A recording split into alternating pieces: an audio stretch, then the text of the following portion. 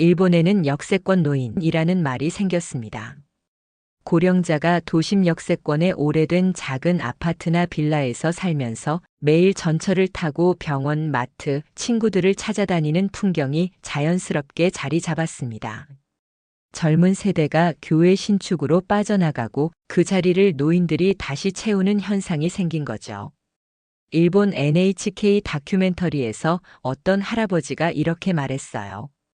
나는 차도 자식도 필요 없어. 여기 옆에 있으면 그게 내 두 달이야. 이 말이 정말 인상 깊습니다. 고령화 사회에서는 위치와 접근성이 최고의 자산이라는 걸 보여줍니다. 우리나라에서도 이와 비슷한 사회 현상이 일어나고 있습니다. 서울에 사는 73살 이모 어르신은 아들이 사준 새 아파트로 이사 갔다가 불과 2년 만에 다시 낡은 옛 아파트로 돌아오셨습니다. 새 집이 더 살기 편하시지 않으셨어요? 이 질문에 이모 어르신은 이렇게 말씀하셨습니다. 집이 아무리 새로워도 내가 편히 다닐 수 없으면 그게 무슨 소용이냐고. 많은 분들이 나이가 들면 새 아파트에 살아야 더 행복할 거라고 생각하시지만 실제로는 오래된 구축 아파트에서 사는 것이 훨씬 더 편안하고 현실적인 이유가 있습니다. 오늘은 왜 많은 어르신들이 결국 익숙한 옛집으로 돌아가게 되는지, 그리고 우리 부모님과 나에게 정말 맞는 집은 어떤 곳인지 하나씩 함께 생각해 보려 합니다. 끝까지 함께 해주세요. 바로 시작합니다. 나이가 들면 사소한 일이 점점 큰 일이 됩니다. 예전엔 차를 몰고 멀리 다니는 게 아무렇지 않았지만 70이 넘으면 작은 외출조차 마음의 준비가 필요합니다. 병원에 갈 때, 약국에 갈 때, 시장에 갈 때 발 닿는 곳에 생활이 모여 있어야 합니다. 구축 아파트는 대부분 오래전부터 사람이 모여 살던 동네에 있습니다. 그래서 병원, 약국, 구청, 은행, 전통시장, 심지어 동네 목욕탕까지 걸어서 갈 수 있는 거리에 모여 있습니다. 앞서 말씀드린 이모 어르신도 처음에는 새 아파트의 깨끗함과 시설에 만족하셨습니다. 집에 엘리베이터도 있고 현관이 넓어서 좋았다고 하셨어요. 그런데 정작 생활은 점점 불편해졌습니다. 고혈압 약을 타러 가려면 버스를 2번 갈아타야 했고 가까운 편의점조차 차를 타고 가야 했습니다. 이렇게 살려니 내가 자꾸 위축되더라고. 바쁜 아들 전화하거나 다른 이들의 도움을 받아야 하니 불편해. 이모 어르신은 점점 외출을 줄이고 집에만 계시게 되었습니다. 깨끗한 집이 뭐가 중요해. 혼자 다닐 수 있어야 내 집이지. 결국 2년 만에 예전 구축 아파트로 다시 돌아오셨습니다. 노년기에는 새롭고 멋진 집보다 내 몸이 편하게 다닐 수 있는 집이 더 소중하다는 걸 깨달으신 거죠. 많은 분들이 노년의 외로움을 가장 힘들어 하십니다.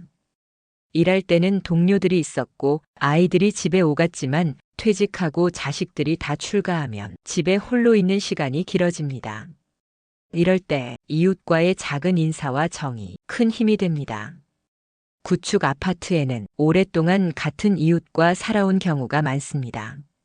매일 엘리베이터에서 마주치며 서로 얼굴을 알고 조금만 늦게 나타나도 어디 편찮으셨어요? 하고 안부를 물어주는 사이가 됩니다.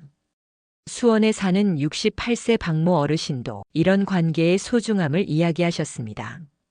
30년 넘게 같은 아파트에 살며 윗집 할머니, 옆집 아주머니와 서로 안부를 챙기며 지내왔습니다.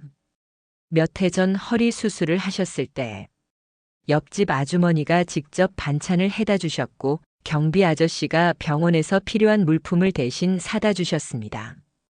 이 집은 그냥 집이 아니에요. 같이 늙어가는 친구들이 있는 곳이에요.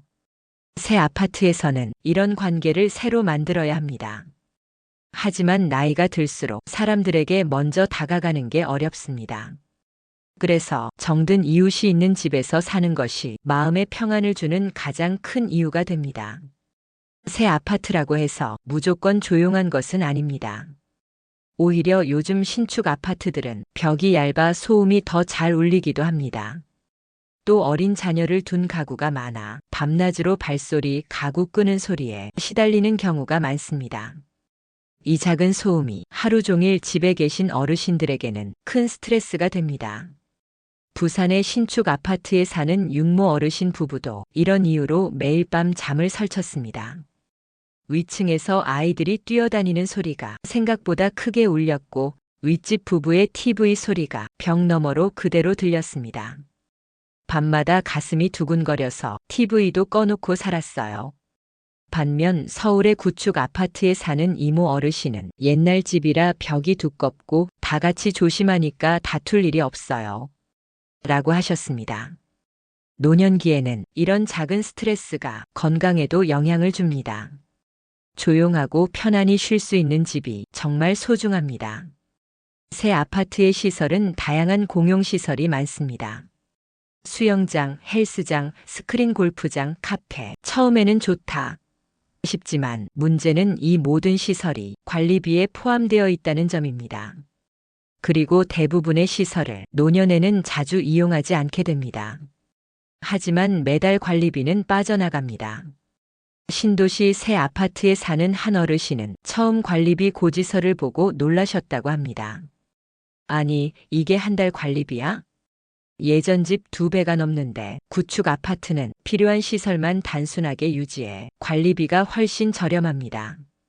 노년에는 고정 수입이 줄어듭니다. 매달 나가는 비용이 적은 집이 심리적 부담도 줄어줍니다. 70세가 넘으면 운전을 더 이상 못하시는 분들이 많아집니다. 그런데 외곽의 새 아파트들은 차 없이는 이동이 어렵습니다.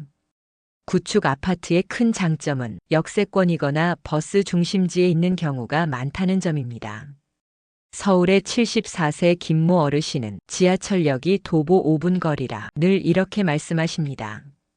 나는 차 없어도 어디든 다닐 수 있으니 이 집이 제일 좋아. 병원에 갈 때도, 손주들 보러 갈 때도, 교회에 갈 때도 불편함이 없습니다. 나이가 들수록 내 발로 다닐 수 있는 집이 가장 큰 자유를 줍니다. 많은 분들이 오래된 집은 가치가 떨어진다고 걱정하십니다.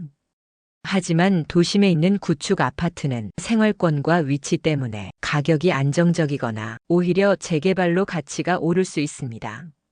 이제는 낡은 집이라고 쉽게 얕보면 안 돼요. 이런 말이 괜히 생긴 게 아닙니다. 오늘 이야기에서 보셨듯이 집이 새 것이냐 낡았느냐보다 더 중요한 것은 내가 편하게 살 수 있는 집인지입니다. 병원이 가깝고 이웃이 따뜻하고 교통이 편리하고 관리비가 부담스럽지 않은 집, 그런 집이야말로 나이가 들어갈수록 가장 큰 행복을 주는 공간이 됩니다. 여러분도 혹시 지금 집을 옮겨야 할지 고민하고 계시다면 무엇이 진짜 내 삶을 편하게 해줄 수 있는지 다시 한번 생각해 보시면 좋겠습니다.